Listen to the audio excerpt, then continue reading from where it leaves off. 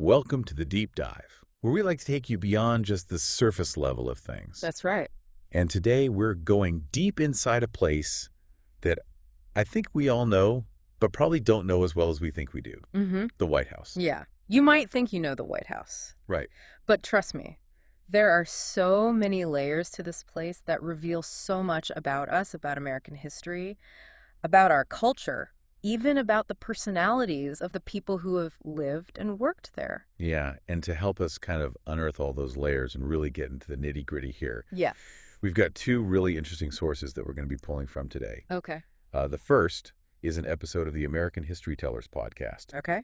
And in that episode, they discuss their new book, which is called The Hidden History of the White House. Interesting. And we'll also be looking at The Residents, Okay. which is a book by Kate Anderson Brower, and she takes a deep dive into the lives of the White House staff. Oh, that's a great combination. Yeah. Because you get that broad historical perspective, and then you get these very personal, up-close accounts that really bring the place to life. Exactly, and that's what we're going for. Yeah. We want to see the White House not just as this, very formal, very grand building, Right. but as a living space, Exactly. as a home, as a workplace. As a place where history unfolded, sometimes dramatically, Right. sometimes hilariously, but always Yeah. with that human touch. Yeah. And it's interesting because, that duality, that sort of contrast is sort of woven into the fabric of the White House right from the very beginning Yeah. with its construction. Absolutely. Right. And, we all have this picture in our minds of the White House. Just this pristine symbol of America. Exactly. Right.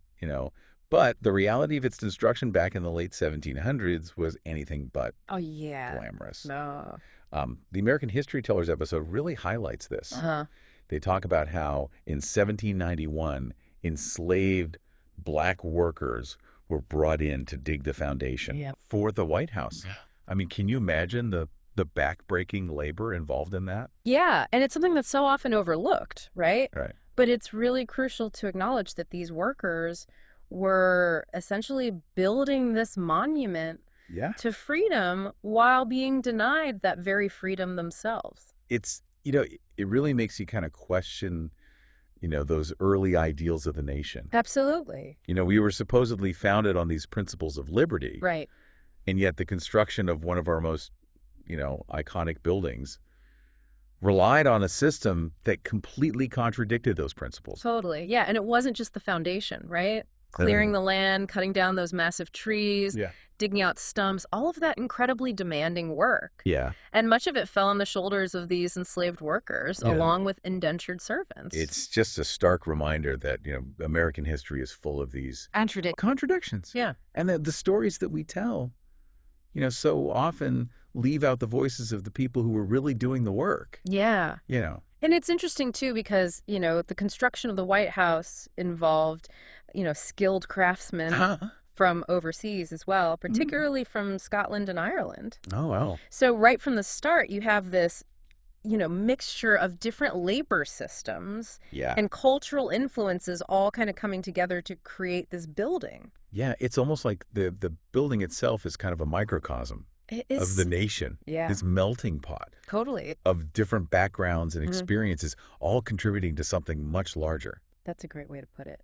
And speaking of different perspectives, think about Abigail Adams, Yeah. the very first lady. Right. She moved into the White House when it was still largely unfinished. Oh, yeah. Cold, damp, not exactly the picture of luxury we might think of when we think of the White House today. Right. Totally different. I remember reading about her hanging laundry in the East Room Really? because it was the only space that got enough sunlight. Wow. Can you imagine that today? No, it's hard to picture, isn't it? Yeah. But, it's a good reminder that this symbol of power that we see now wasn't always so grand Ooh, and comfortable. It evolved over time, Right. just like the nation it represents. Yeah, speaking of evolution, how about that time that the White House was literally set on fire? Oh, yeah, the War of 1812. Yeah. And, back then, Washington, D.C. wasn't considered Right. this really important city strategically. So no one really expected the British to attack, No, but they did. they did. They burned the Capitol building and then marched right down Pennsylvania Avenue to the White House. Yeah, it was a huge blow to American morale. Right. And, Dolly Madison, the first lady at the time, famously saved that portrait of George Washington, Yes. but much of the interior was destroyed. I always found it interesting that, just a few decades later, the White House was overrun again, Right. but not by enemy troops. This time by a massive crowd Yeah. celebrating Andrew Jackson's inauguration. Now, that's a story that really speaks to his appeal. Yeah. Right? He was the first president who wasn't, born into wealth and status. Yeah. He was a man of the people. And so when he took office, Uh-huh. thousands flocked to the White House to celebrate. The American History Tellers episode describes people climbing through windows, Oh, wow. standing on furniture, spilling punch everywhere. Sounds like a good party. Right. Yeah. Can you imagine that happening today? It's a stark contrast to the security measures that we have now, isn't it? Absolutely. But, I think it highlights how the relationship between the presidency and the public has really changed over time. Yeah, it was much more Yes, accessible, yeah. Much more informal. Yeah. But as the country grew, as the role of the president expanded, so did the need for security and protocol. Right, and this shift towards a more, I guess, controlled and less accessible White House Yeah. is also kind of, I think it reflects this broader trend that we see Mm-hmm. in society in America. Yeah. We see this in everything from increased airport security to the rise of gated communities. Absolutely. It makes you kind of wonder what those changes say about us, Mm-hmm. about our anxieties, our priorities. For sure. But before we go, too far down that rabbit hole, Okay. let's talk about another fascinating kind of layer of the White House, Okay. the staff. Yeah. We tend to focus so much on the presidents and their families. Right. But there is this whole army of people working behind the scenes to keep this place running. Yeah. And as Kate Anderson Brower points out in her book, The Residents, Yes. these staff members aren't just essential to the day-to-day operations. Right. They often develop these incredibly close relationships Yeah. with the presidential families. It's easy to forget that, these are real people with their own lives and stories, and that they're witnessing history unfold Yeah. from this very unique perspective. And sometimes those stories are truly remarkable. Yeah. Like take Mary Prince, for example. Oh, yes. Mary Prince, her story is one I'll never forget. She was the Carter family's nanny. Right. But what a lot of people don't know is that she was a convicted murderer Right. who had been pardoned by President Carter himself. I mean, it's an incredible story. Rosalind Carter had actually met her Yeah. through a work release program Wow. and, saw something in her and, ended up hiring her to care for Amy Carter.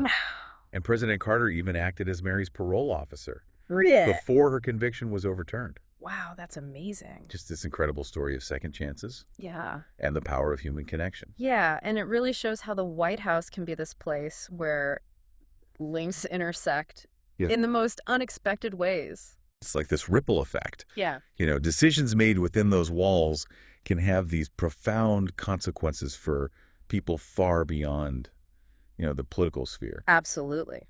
And speaking of decisions made behind closed doors, Okay. let's dive into some of those White House secrets. Let's do it. What are your thoughts on Edith Wilson essentially acting as president while her husband, Woodrow Wilson, was incapacitated? That's a really interesting and somewhat controversial Yeah. episode in White House history. Right. She really shielded the severity of his stroke from the public, Right. even from his own cabinet. Yeah.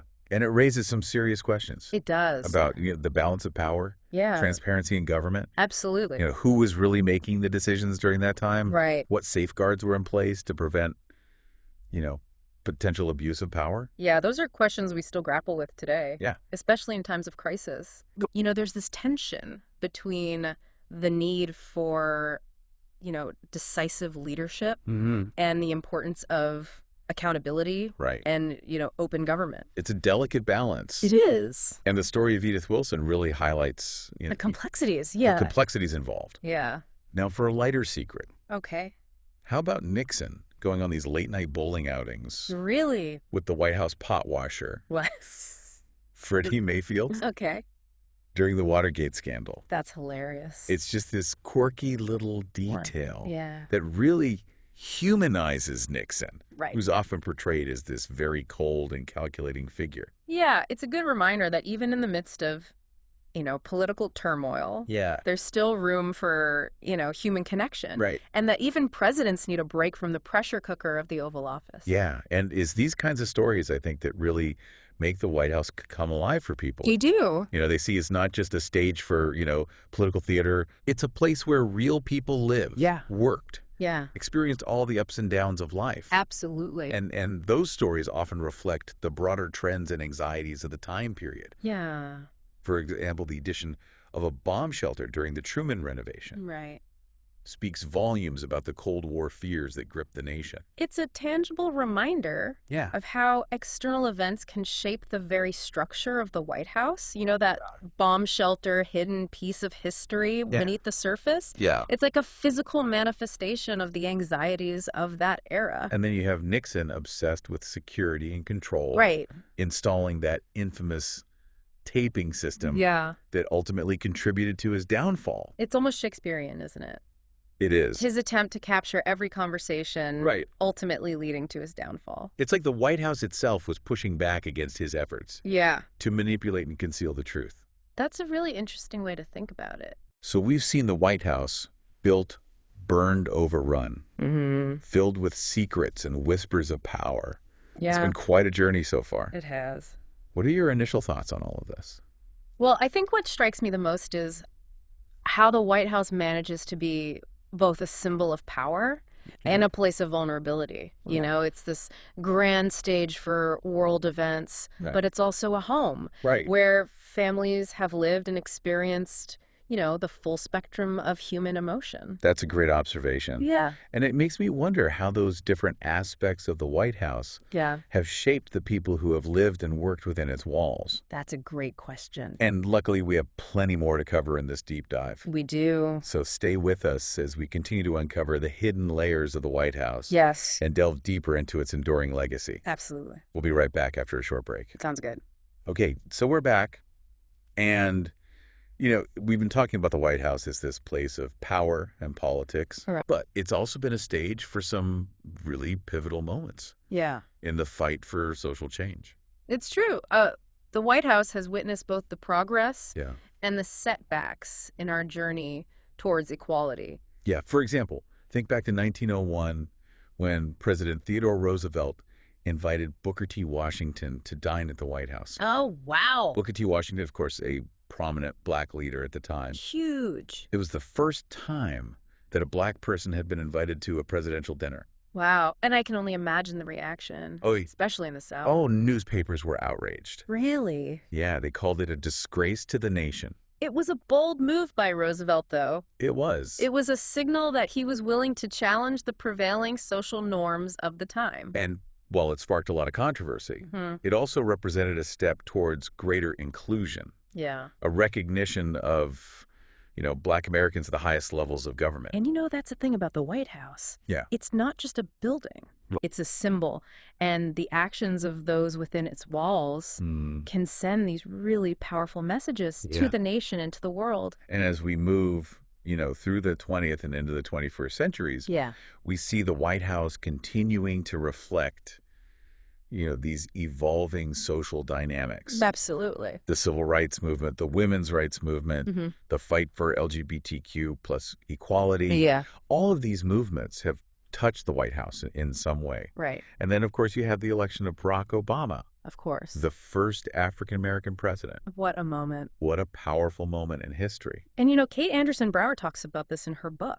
She talks about how there was this special understanding between the Obamas and the largely black White House staff. They saw reflections of themselves, their families, their communities, in these dedicated individuals who had worked tirelessly behind the scenes for so long. It's like this full circle moment, It is. From the enslaved laborers who built the house to the black family residing within its walls as the leaders of the nation. It speaks volumes, I think, about how far we've come as a country. Yeah. While also acknowledging that the fight for equality is an ongoing process.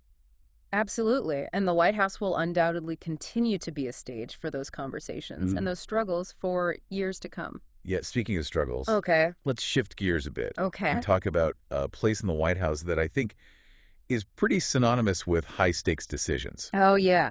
The Situation Room. Ah, yes, the nerve center. Right. For some of the most critical moments in modern American history. I can only imagine the tension in that room during events like the Cuban Missile Crisis, Oh, yeah. or the raid that killed Osama bin Laden. And the American History Tellers episode describes how during the bin Laden raid, Yeah. President Obama and his team watched the mission unfold in real time. They even saw one of the helicopters crash, not knowing at the time that it was an intentional hard landing. Oh my gosh. Yeah. I mean, the stakes were just incredibly high. Yeah, every second must have felt like an eternity. And what's even more remarkable is that on that very same day, Obama was attending the White House Correspondents' Dinner. Really? Cracking jokes, acting like everything was normal. Whoa. He couldn't tell anyone what was about to happen.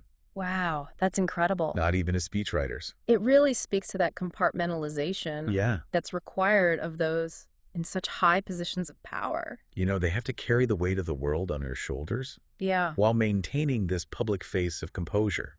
It's almost like living a double life, isn't it? In a way, yeah. And I think that duality is part of what makes the White House so fascinating. It's a symbol of strength and stability, but it's also a place where human beings are grappling with these impossible choices and unimaginable pressures. So, okay, we've talked about presidents and first families and those, high-stakes moments in the Situation Room. Right.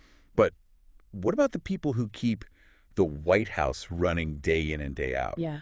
The butlers, the housekeepers, Right. the electricians, the chefs. Those are the unsung heroes at the White House. They are. The ones who witness history from a unique perspective. And Kate Anderson Brower really does a great job in her book of shining a light on these individuals. Yeah, she shares those stories about their dedication, their discretion, and the bonds they form with the first families. Yeah, like, for example, she tells the story of Bill Kleiber, Okay.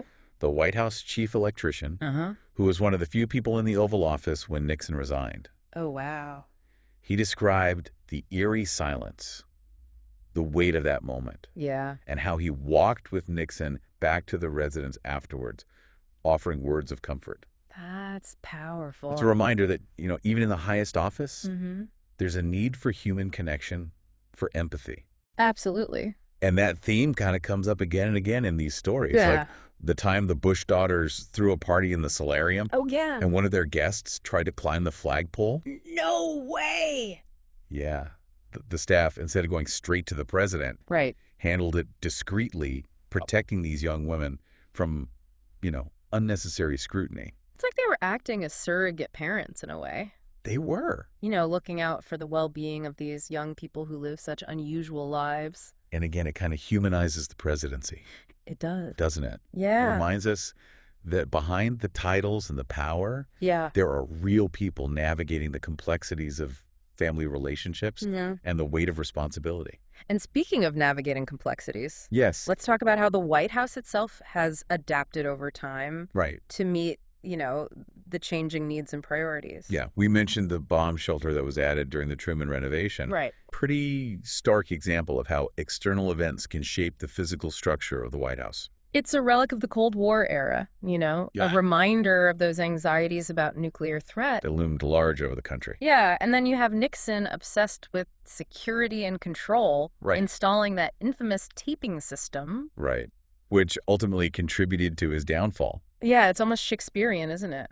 It is. This attempt to control the narrative, to capture every conversation, Yeah. backfiring in the most dramatic way. It's like the White House itself was resisting Yeah. his efforts to manipulate and conceal the truth.